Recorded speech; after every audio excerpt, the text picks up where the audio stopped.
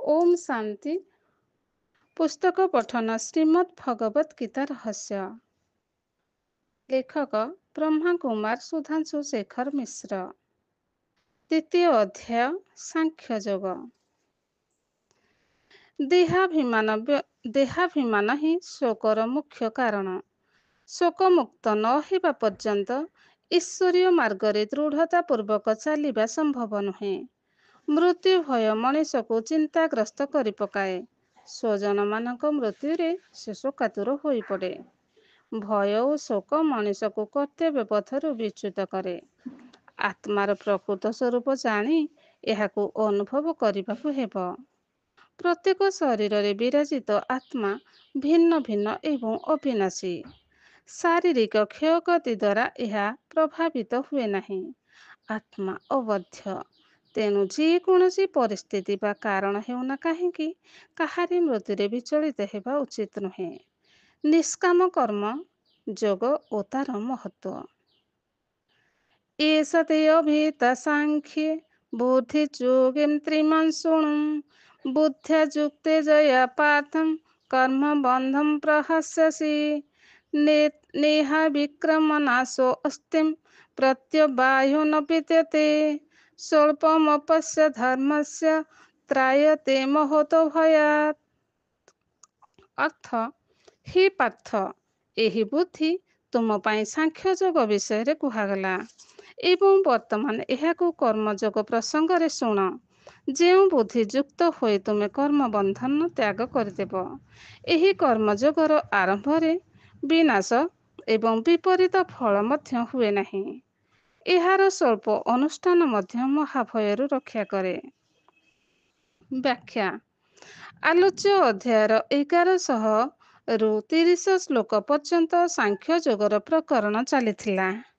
वर्तमान 39 श्लोक निष्काम कर्मयोग उपरि आलोचना हेबार सूचना मिले।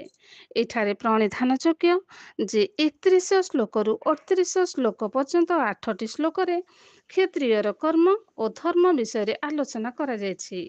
पूर्वापर संबंध दृष्टि एठारे यह अप्रासंगिक मन हुए। 30 श्लोक सांख्य जोग नामक तत्व ज्ञान कही सारा पर परमात्मा 39 श्लोक चित्तशुद्धि से ही कथा को बुद्धियोग बा निष्काम कर्मयोग नाम कहिबार सूचना देइछन्ति। तेणु 39 श्लोक पर 39 श्लोक 30 श्लोक पर 39 श्लोक और तार परवर्ती श्लोक गुड़िक क्रमानुसारे रहिले पूर्वापर संगति रक्षा हेउछि। किंतु गीतारे श्रीकृष्णार्जुन संवाद को प्रामाणिक और महाभारत युद्ध कौरव मानक विरुद्ध पांडव मानक युद्ध को धर्मसम्मत प्रमाण करने को ग्रंथाकार एभली श्लोक गुड़िक गीतार विभिन्न अध्याय मझिरे मझिरे प्रक्षिप्त करिसंति। अन्यथा गीता भली एक जोग शास्त्र को महाभारत विलीन करने संभव होई नथांता। पानी रे तेल मिसी पारे नाही, कारण दुई विजातीय वस्तु मध्यरे मिश्रण संभव नुहे। अंधकार जेतिकी घनीभूत हेले मध्य सूर्य को लुचाई पारे नाही, सेहीपरि महाभारत मध्यरे गीतार मिश्रण सफल होई पारे नाही। अंधकार घर को सूर्य आलोकित कला परी महाभारत ग्रंथ को गीता तार ज्ञानालोक द्वारा समुज्ज्वल करिछि। हिंसा और अहिंसा परस्पर विपरीत। युद्ध हिंसार परिणाम और जोग हेउछि संपूर्ण अहिंसा मार्ग। एही उभय मार्गर लक्ष्य एक होई न पारे। जणे क्षत्रिय बा सैनिक पाई युद्ध करिबा एक वृत्तिगत कर्तव्य, कारण देश रक्षार दायित्व ता उपरे न्यस्त। एठारे पाप पुण्य विचारर स्थान नाही। आज मध्य देखा जाउछि जे देश रक्षा पाई प्रत्येक देशर सैनिक निज जीवन को बाजी लगाई युद्ध क्षेत्र रे अवतीर्ण हेउछन्ति। सेमानकु सेहीपरि तालीम दिया जायथाए। अर्जुन कौनसी वेतन भोगी सैनिक नथिले, से थिले जणे राजपुत्र और अद्वितीय योद्धा।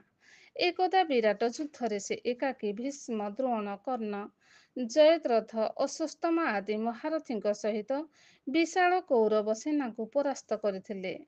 अत्याचार और अपमान ज्वालारे जर्जरित अर्जुन महाभारत युद्ध आकस्मिक नथिला। द्रौपदी वस्त्रहरण दिन ठारू एहीपरि एक युद्धर मूलदुआ पड़ी सारिथिला।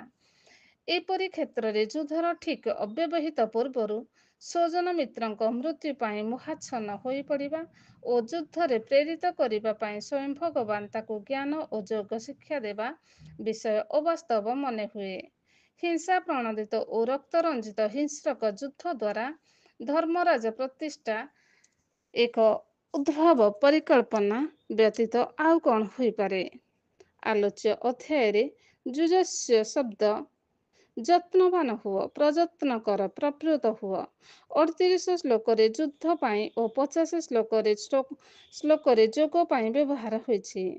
ଗୀତା ଏକ ଯୋଗଶାସ୍ତ୍ର, ତେଣୁ ଏଥିରେ ଯୁଦ୍ଧାୟ ଯୁଜସ୍ୟ ପରିବର୍ତ୍ତେ ଯୋଗାୟ ଯୁଜସ୍ୟ ବିବେକ ସମ୍ମତ ମନେ ହୁଏ।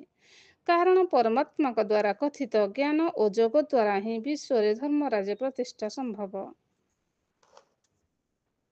ଜ୍ଞାନ ସମ୍ବନ୍ଧୀୟ ବିବରଣୀକୁ ସାଂଖ୍ୟ କୁହାଯାଏ। ଦୃଶ୍ୟ ଓ ଦୃଶ୍ୟ ପ୍ରତ୍ୟେକ ସତ୍ତାର ଯଥାର୍ଥ ସ୍ୱରୂପ ନିରୂପଣ ହେଉଛି ଜ୍ଞାନ। ଦର୍ଶନର ଆଭିଧାନିକ ଅର୍ଥ ହେଉଛି ଜ୍ଞାନାନ୍ୱେଷଣ, ଜାଗତିକ ବସ୍ତୁଗୁଡ଼ିକର କାରଣ ଓ ବିଧାନ ସମ୍ବନ୍ଧୀୟ ଜ୍ଞାନଚର୍ଚ୍ଚା। ପଦାର୍ଥ ବିଜ୍ଞାନ, ନୀତି ତତ୍ତ୍ୱ, ନୀତି ବିଜ୍ଞାନ, ତତ୍ତ୍ୱ, ମନସ୍ତତ୍ତ୍ୱ ଇତ୍ୟାଦି। କପିଳଙ୍କ ସାଂଖ୍ୟ ଦର୍ଶନରେ ଭୌତିକ ତତ୍ତ୍ୱଗୁଡ଼ିକର ସବିସ୍ତାର ଆଲୋଚନା କରାଯାଇଛି। ଏହାକୁ ଆଧୁନିକ ପଦାର୍ଥ ବିଜ୍ଞାନ ସହିତ ତୁଳନା କରାଯାଏ। ଗୀତାର ସାଂଖ୍ୟଯୋଗ ଆଧ୍ୟାତ୍ମିକ ତତ୍ତ୍ୱ ଉପରେ ପର୍ଯ୍ୟବସିତ, ତେଣୁ ଏଥିରେ ଦର୍ଶନ ପରିବର୍ତ୍ତେ ଯୋଗ ଶବ୍ଦ ବ୍ୟବହାର କରାଯାଇଛି। ଜ୍ଞାନ ଯେତେବେଳେ ଏକ ସିଦ୍ଧାନ୍ତ ମଧ୍ୟରେ ସୀମିତ ରହିଯାଏ, ତାକୁ ଦର୍ଶନ କୁହାଯାଏ। ଏଥିରେ ଭିନ୍ନ ମତ ପ୍ରକାଶ ପାଇପାରେ, କିନ୍ତୁ ଜ୍ଞାନ ଯେତେବେଳେ ଅନୁଭବର ସ୍ତରକୁ ଚାଲିଆସେ ତାକୁ ଯୋଗ କୁହାଯାଏ। ଏଥିରେ ବାଦ ବିବାଦର ସ୍ଥାନ ନାହିଁ। କାରଣ ପ୍ରତ୍ୟକ୍ଷତା ପାଇଁ ପ୍ରମାଣର କୌଣସି ଆବଶ୍ୟକତା ନଥାଏ। ଜ୍ଞାନ ଦ୍ୱାରା ସତ୍ ଓ ଅସତ୍ର ନିର୍ଣ୍ଣୟ କରିହୁଏ। ଯୋଗ ଦ୍ୱାରା ଅସତ୍ର ତ୍ୟାଗ ଓ ସତ୍ର ଅନୁଭବ ହୁଏ। ଗୀତାରେ ଜ୍ଞାନ ଓ ଯୋଗର ସମନ୍ୱୟ ହୋଇଛି, ତେଣୁ ଏହାକୁ ଦର୍ଶନ ଶାସ୍ତ୍ର ପରିବର୍ତ୍ତେ ଯୋଗଶାସ୍ତ୍ର କୁହାଯାଏ। କ୍ରମଶଃ ଓମ୍ ଶାନ୍ତି।